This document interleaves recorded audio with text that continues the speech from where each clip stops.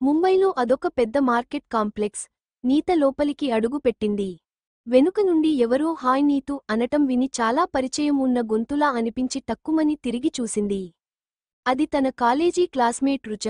Neetu, what a pleasant surprise యార్, ఎప్పుడొచ్చావ్ ముంబైకి, ఎక్కడుంటున్నావు అని ప్రశ్నల వర్షం కురిపించేస్తోంది రుచ. నీత బొమ్మలా చూస్తుండిపోయింది. పొట్టి పొట్టి బట్టలు వేసుకుని, హై హీల్స్తో కొత్త కొత్త హెయిర్ స్టైల్స్ చేసుకుని కాలేజీలో ఫ్యాషన్కే టాప్ రోల్ మోడల్గా ఉండేది రుచ. లేత ఆకుపచ్చ కాటన్ చీరలో మెడలో సింపుల్గా ముత్యాల సెట్టు ధరించి నడుము వరకు పొడవైన కురులతో చాలా అందంగా హుందాగా ఉంది రుచ. అలా గుడ్లప్పగించుకుని చూడటమేనా, మాట్లాడేది ఏమైనా ఉందా అని గలగలానవ్వింది రుచ. నీత షాక్ నుండి తేరుకోలేదు. తన ప్రియమైన స్నేహితురాలిని ఇలా కలుసుకున్నందుకు ఆనందం ఆశ్చర్యంతో ఉక్కిరిబిక్కిరై గొంతు పెగలటం లేదు నీతకి. కాస్త తేరుకుని నీత చిన్నగా సన్నగా నవ్వి ఇలా అంది, పెళ్లైన తర్వాత నేను ఇక్కడే సెటిలయ్యాను రుచ. ఇక్కడికి దగ్గరలోనే ప్రేమ్ విహార్ అనే అపార్ట్మెంట్లో 4BHK ఫ్లాట్ కొన్నాము. నేను, మావారు, 2 పిల్లలతో ఇక్కడే స్థిరపడ్డాము. మావారు పనిచేస్తున్న మల్టీనేషనల్ కంపెనీలో వేరే బ్రాంచ్లో నేను కూడా పని చేస్తున్నాను. మరి నీ సంగతి చెప్పు రుచ, నువ్వు ఎలా ఉన్నావ్? నిన్ను కలవడం నాకు చాలా సంతోషంగా ఉంది. ఎంతో కాలం తర్వాత ఈ మహానగరంలో మనసు విప్పి మాట్లాడుకోవటానికి మంచి స్నేహితురాలు దొరికింది అంది నీత. రుచ, నీలో ఇంత మార్పు రావడానికి కారణం ఏంటి? నేను నిన్ను కొన్ని క్షణాల వరకు గుర్తుపట్టలేదు తెలుసా? ఒకప్పుడు నువ్వు కాలేజీలో టాప్రోల్ మోడల్గా ఉండేదానివి అంది నీత. రుచ బదులుగా, దాన్నే టైం అంటారు తల్లి అంది నవ్వుతూ. రుచ, నువ్వు కూడా ఏమీ మారలేదు. ఇంతకాలం అయినా లేత గులాబీ రంగు మీద పిచ్చి మాత్రం. ఈరోజు కూడా అదే రంగు సెల్వారు సూటులో, మ్యాచింగ్ గాజులు, మ్యాచింగ్ పర్సుతో ప్రత్యక్షమైనావు అంది చిలిపిగా ఆటపట్టిస్తూ రుచ. నువ్వు మాత్రం తక్కువేంటి, ఈరోజుకి కామెంట్స్ చేయడం మానలేదు అంది. ఇద్దరు ఒకరి నవ్వులో ఒకరు శృతి కలిపారు. నీతు, మా ఫ్లాటుకి వెళ్దాం పద, ఇక్కడికి దగ్గరలోనే ఉంది. కాదనకు, మన పాత జ్ఞాపకాలను ఒకసారి మళ్లీ తాజాగా గుర్తు చేసుకుందాం అని నీత చేయి పట్టుకుని తీసుకెళ్లి కార్లో కూర్చోమని డ్రైవర్ను బండి ఇంటికి పోనివ్వమంది. 5 నిమిషాల్లో కారు ఒక పెద్ద లగ్జరీ అపార్ట్మెంట్ దగ్గర ఆగింది. నీతు, దిగు, ఈ బిల్డింగ్లోనే 4వ అంతస్తులో ఉంటున్నాం అని లిఫ్ట్లో పైకి తీసుకెళ్ళింది రుచ. రుచ తలుపు తాళం తీసి నీతుని డ్రాయింగ్ రూంలో కూర్చోమంది. నేను మనిద్దరికీ క్షణంలో కాఫీ పట్టుకొస్తానని వంటింట్లోకి వెళ్ళింది. నీత అత్యాధునిక వసతులతో ఉన్న ఆ అపార్ట్మెంట్ని మంత్రముగ్ధురాలై చూస్తూ కూర్చుండిపోయింది. ఇలాంటి విలాసవంతమైన జీవితం కావాలనే కదా రుచ ఎంతో తాపత్రయపడింది.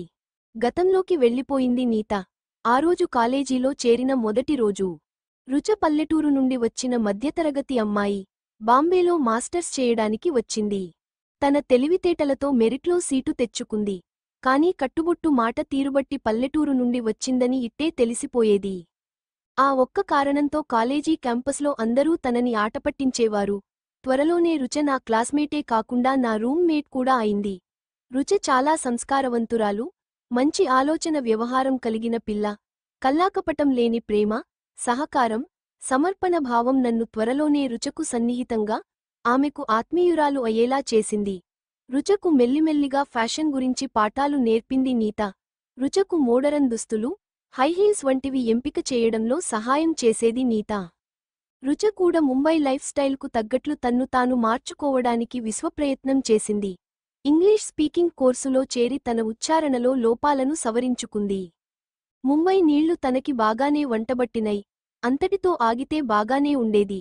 కాలేజీలో వాళ్లని వీళ్లని చూసి హెయిర్ ఫాక్స్ అని, హెయిర్ స్ట్రైటనింగులని, వాక్సింగులని, తండ్రి పొలంలో చెమటోడ్చి సంపాదించిన డబ్బుని ఎగరగొట్టేది. ఫలితంగా అబ్బాయిలే కాకుండా అమ్మాయిలు కూడా రుచ అందాన్ని గుడ్లప్పగించి చూసేవాళ్లు. నాకు తెలిసి శశాంక్, రుచ చిన్ననాటి స్నేహితుడు. ఎప్పుడైనా వచ్చి చూసి పోతూ ఉండేవాడు.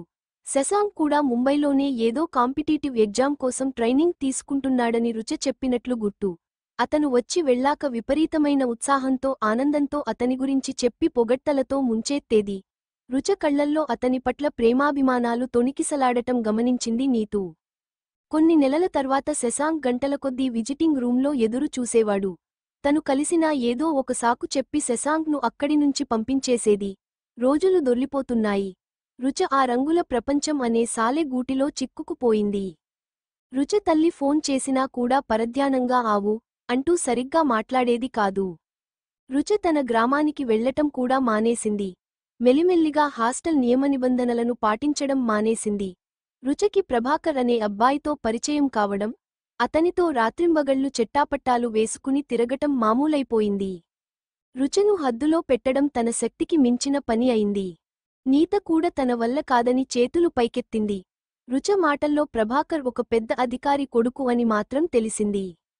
పెద్ద పెద్ద హోటల్స్ అని క్లబ్బులని, పబ్బులని, సాయంత్రం కాగానే రంగురంగుల కొవ్వొత్తుల వెలుగులో సన్నగా వినిపించే సంగీతం ఒకవైపు, ప్రభాకర్తో స్నేహం మరోవైపు ఆమెను వేరే లోకంలో విహరించేలా చేశాయి.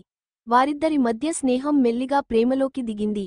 అప్పుడప్పుడు తన అనుభవాలను నాతో పంచుకోవాలని అనిపించినా, ఆధునికతలో తను నాకన్న నాలుగడుగులు ముందే ఉందని, అసలైన ఆధునికత తనకి తప్ప మరి ఎవరికి తెలియదు అన్నట్టు ప్రవర్తించసాగింది.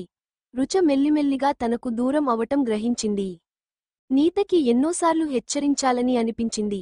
ఏ ఆధునికత వెనక అర్రులు చాచి పరిగెడుతుందో, ఆ ఆధునిక జీవనాన్ని బాగా చదువుకుని తన స్వయంకృషితో సాధించలుగుతుంది. రుచ తన తెలివితేటలను నమ్ముకుంటే తన కోరుకున్న జీవితాన్ని దక్కించుకునేది. శశాంక్ గురించి అతని నిస్వార్థ ప్రేమ గురించి ఎన్నోసార్లు చెప్పాలని చూసింది. కాని నీత మాటలను రుచ పెడ చెవిన పెట్టేది. ఈ స్వార్థపూరిత సమాజంలో ఆడపిల్లలు ఎంతో జాగ్రత్తగా ఉండాలి. ఈ విషయము నీతో చెప్పాలని ఎన్నిసార్లు ప్రయత్నించినా నాకు ఈర్ష్య అని భావించి తోసిపుచ్చావు. నా కుటుంబాన్ని బలిచేయడం ధర్మం కాదనిపించింది. నీతు అప్పుడు నేనున్న మానసిక స్థితిలో ఒంటరిగానే జీవితం సాగిద్దామని అనిపించింది. మా గ్రామానికి వచ్చాక శశాంక్ కూడా నాతో దూరంగా మెలగటం గ్రహించాను. చాలా ఆలోచించాక నాకు అనిపించింది కేవలం పురుషుడైనంత మాత్రాన గర్వం, అహంకారం, స్వార్థం వంటి గుణాలు వారికి ఆపాదించటం సరికాదు. ఏం తప్పులు మనం చేయమా? సమాజంలో స్త్రీ పురుషులిద్దరూ సమానమే. మనం తప్పుల్ని ఎప్పుడు వారిలోనే ఎందుకు వెతకాలి? అందుకే నేనొక రోజు సమయం చూసి శశాంక్కు జరిగిందంతా చెప్పి క్షమాపణ అడిగాను. అది విని అతను చాలా రోజులు నాతో మాట్లాడలేదు. శశాంక్పై నాకున్న నమ్మకం వృధా పోలేదు. మేమిద్దరం పెళ్లి చేసుకోవాలని నిర్ణయించుకున్నాము. ఇద్దరం కలిసి MBA పూర్తి చేశాము. ఇద్దరికీ మంచి కంపెనీలో ఉద్యోగాలు వచ్చాయి. ఇరు కుటుంబాల అనుమతితో పెళ్లి కూడా చేసుకున్నాం. మాకు 4 ఏళ్ల అబ్బాయి కూడా ఉన్నాడు. పనమ్మాయి వాడిని దగ్గరలో ఉన్న పార్క్కి ఆడించడానికి తీసుకెళ్ళింది. చిరునవ్వు చిందిస్తూ అంది రుచ. చాలా సంతోషంగా ఉంది రుచ, అంది నీత. ఇదంతా నీలాంటివాళ్ల పుణ్యమే. ప్రభాకర్ గురించి ఆలోచించి నీ విలువైన సమయాన్ని వృధా చేసుకోకు. నీ కుటుంబం నీ మీద పెట్టుకున్న నమ్మకాన్ని వమ్ము చేయకు. నువ్వు ఏ లక్ష్యాల సాధించాలని ఇక్కడికి వచ్చావో దృష్టి దానిమీద పెట్టు. నువ్వు కోరుకున్న జీవితం సాధించే వరకు వెనకంజవేయకు అని ధైర్యం నూరిపోసింది నీత. నీత ప్రయత్నం ఫలించింది. రుచ మెల్లిమెల్లిగా ఫైనల్ ఎగ్జామ్స్ మీద ధ్యాస పెట్టి రాత్రింబగళ్లు చదవసాగింది. నీత రుచ పరీక్షలు చాలా బాగా రాశారు. ఆ తర్వాత ఎవరి ఊళ్లకు వాళ్లు వెళ్లిపోయారు. ఆ తర్వాత వాళ్ళిద్దరికీ కలవడానికి అవకాశం దొరకలేదు. ఇప్పుడే ఇలా కలుసుకున్నారు. అంతలో రుచ కాఫీ కప్పులు బిస్కెట్లు ట్రీలో పెట్టుకుని వచ్చింది. రుచ నవ్వుతూ అంది, నాకు తెలుసు నీత, నీ మనసులో బోలెడన్ని ప్రశ్నలు, సందేహాలు కొట్టుమిట్టాడుతున్నాయి అని. పరీక్షల హడావుడిలో నీతో మనసు విప్పి మాట్లాడటం కుదరలేదు. నువ్వు ఆ రోజు నాతో మాట్లాడిన పద్ధతి నాకు కనువిప్పు కలిగేలా చేసింది. మనసుతో ఆలోచించడం మానేసి బుర్రతో ఆలోచించడం మొదలుపెట్టాను. అప్పుడే నాకు అర్థమైంది, నా ఆశయం నుండి నేను ఎంత కిందికి దిగజారిపోయాను అని. ఆధునికత మత్తులో పడి స్రవించకుండా విలాసవంతమైన జీవనం కోసం ప్రభాకర్ని గుడ్డిగా నమ్మడం నేను స్వయంగా చేసిన అపరాధం. దానికి ఒక్కసారి నువ్వు కాలేజీలో అడుగుపెట్టిన రోజు గుర్తు తెచ్చుకో రుచా. అప్పుడు నీలక్ష్యం బాగా చదువుకొని, మంచి ఉద్యోగం సంపాదించి నీకాళ్ల మీద నువ్వు నిలబడాలి అని తపించావు. దానికోసం నువ్వు చేసే కఠిన పరిశ్రమ లక్ష్యం నీ కలను సాకారం చేయడానికి దోహదపడాలి. కాని వ్యతిరేక దిశలో దాన్ని సాధించాలని ప్రభాకర్ అనే వ్యక్తి చేతుల్లో నీ భవిష్యత్తు, ఆశయం, లక్ష్యం కలల్ని పెట్టి ఆధారపడ్డావు. ఫలితం ఘోరంగా దెబ్బతిన్నావు. ప్రభాకర్ లాంటి వ్యక్తులు తాత తండ్రులు సంపాదించిన డబ్బు ఎగర కొట్టడమే కాకుండా విలాసవంతమైన జీవితానికి వారు బానిసలు. వాళ్లలో లక్ష్యం, ఆశయం, ప్రేమ, త్యాగం వంటి ఉన్నతమైన గుణాలున్న వారు చాలా అరుదుగా కనిపిస్తారు. నువ్వు ఆ ప్రేమ మత్తులోపడి నీ కుటుంబాన్ని మర్చిపోయావు. నువ్వు అనుకున్నది సాధించగలవని నీ తల్లిదండ్రులు నీకు ఇచ్చిన స్వేచ్ఛను, నమ్మకాన్ని, గౌరవాన్ని చిన్నచూపు చూశావు. ఇప్పటికైనా మించిపోయింది లేదు. తండ్రి సంపద మీద ఆధారపడి బతుకుతున్న ప్రభాకర్సల్లే సాధించగలిగాను. నీతో నీ రుణం ఎలా తీర్చుకోను అంటుండగా కళ్లల్లో నీళ్లు గిర్రున తిరిగాయి. ఊరుకోరుచ, ఒక స్నేహితురాలిగా నాకు తెలిసింది చెప్పాను, నువ్వు అర్థం చేసుకుని జీవితాన్ని చక్కదిద్దుకున్నావు అంతే చాలు అంది. నీత ఇలా అంది. శరీరానికి గాయం అయితే మానడానికి మనం డాక్టర్ దగ్గరికి వెళ్లి మందులు వేసుకుని నయం చేసుకుంటాం. అలాగే మనసుకు గాయం తగిలినప్పుడు తగిన ఉపచారం చేసుకొని జీవితంలో ముందుకు సాగిపోవాలి. అలా కాకుండా జీవితాన్ని అంతో చేసుకోవడమో, ఒంటరితనంతో కుమిలిపోవడమో సరికాదు అని నా అభిప్రాయం అంది నీత. మనం గతంలో చేసిన కొన్ని తప్పులు మనల్ని వెంటాడుతూనే ఉంటాయి. కానీ గతంలో జీవించకుండా మనల్ని మనమే క్షమించుకొని ముందుకు సాగాలి. మళ్ళీ అలాంటి తప్పు చేయకుండా జీవితం కొత్తగా ప్రారంభించాలి. ఏదైనా బాధ నుంచి కోలుకోవాలంటే చాలా సమయం పడుతుంది. చేదు అనుభవాలను అంగీకరించడానికి, కొత్త విషయాలు స్వీకరించడానికి మనల్ని మనం ఉత్సాహపరచుకోవాలి. చాలా విషయాలు ఎల్లప్పుడూ మన నియంత్రణలో ఉండవు. వాటి గురించి మనల్ని నిందించుకుంటూ ఉంటే మనం ముందుకు సాగలేము. నిస్సహాయంగా ఒంటరిగా మిగిలిపోతాం. మనల్ని ముందుకు సాగనివ్వకుండా అడ్డుకునే భావోద్వేగభారాలను వెంటనే వదులుకోవాలి. వీటిని మర్చిపోయి భవిష్యత్తు కోసం కొత్త కొత్త ఆలోచనలు చేయాలి.